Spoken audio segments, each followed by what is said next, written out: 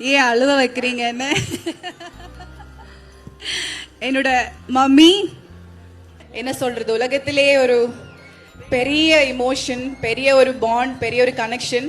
அது வந்து என்னன்னா, இப்ப அம்மா ஆனதுக்கு அப்புறம் தான் நம்ம எல்லாம் அப்படியே பிறந்து இப்படி வளர்ந்துட்டோம் நம்ம நினைச்சிட்டு இருந்தோம்.